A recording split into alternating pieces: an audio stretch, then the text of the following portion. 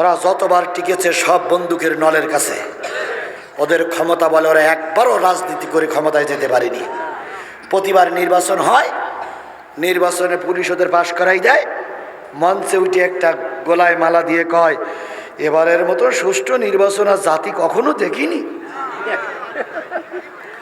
Vote পড়েছি 101%, কখনো বলেছি 99.99%।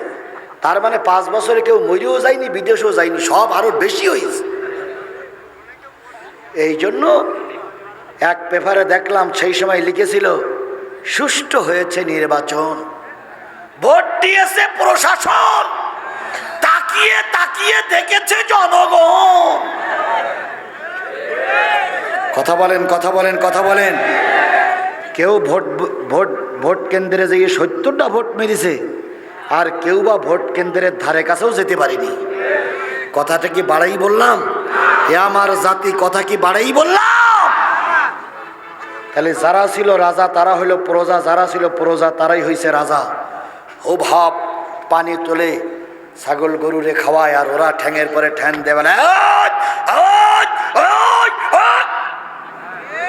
হো ভাব কান্দে মালিক, যত কষ্ট আমারে দাও, নবীর সঙ্গে দেখা না দিয়ে তুমি আমার মৃত্যু দিও না।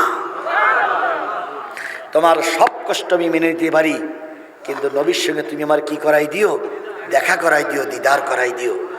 হঠাৎ করে উত্তর গগনে একটা মেঘ হয়েছে, সব মানুষগুলো সারায় চলে যাচ্ছে। একজন মুরব্বী ওই কুয়ার পাড়ে উদ্দেশ্যে দৌড়াচ্ছে। হুভাব ডাক দিয়ে বলে, মুরব্বী কোথার থেকে আসছেন, কোথায় যাচ্ছেন? ওই মুরব্বী দাঁড়িয়ে বলে, ও বালক, তোমার কি নাম, তোমার কি পরিচয় আমি জানি না, তুমি কি শুনুনি আল্লাহর নবী মদিনায় চলে এসেছে?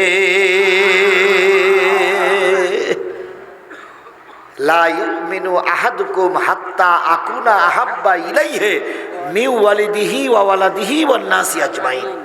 কুল ইন কুনতুম তুহিব্বুনাল্লাহা ফাত্তাবিউনি ইউহিব্বুকুমুল্লাহ ওয়া ইয়াগফির লাকুম যুনুবাকুম ওয়াল্লাহু গফুরুর রহিম। সব ব্যাখ্যা করতে পারলাম না, সময় কম। আমার ভাইয়েরা, হ্যাঁ সারা রাত করি, কালকেও আর শোনেননি আপনারা, আজকেও সারা রাত। তাহলে তো কালকে মাঠে আলু গাড়বে কারা, ধান কাটবে কারা? হোক, এখন অনেকগুলো মাহফিল আছে, শোনা যাবে। 15 দিনের ওষুধ নিয়ে আসছিলাম, আজকে 1 সপ্তাহ থাক, আর 1 সপ্তাহ ওষুধ ওই মাহফিলে দেওয়া হবে ইনশাল্লাহ। আজকে যদি 15 দিনই সব দিয়ে যায়, তাহলে একদিনই খাইলে পেট ফেপে মরে যাওয়ার সম্ভাবনা বেশি। এই জন্য আজকে কিছু থাক, আগামীতে কিছু হবে ইনশাল্লাহ। কারণ আগামী তো সেই সুরাতা তো আপনারাই। কি আগামীর যে মাহফিলগুলো শুনলেন, যাবেন না? সেদিন আরো হবে। এই ছেলে বসো বসো। আমার ভাইয়েরা, হুভাব মুরব্বীর কথা শুনে ওই হাত কড়া পা বেড়ে অবস্থায় মুরব্বীরে জড়াই ধরে বলতে, মুরব্বী কথাটা কি হলো? আমাদের এক পীর সাহেব একটা মুরব্বী নিয়ে কথা বলেছে, মনে আছে? কিছু কিছু লোকের কিছু কিছু কথা ভাইরাল,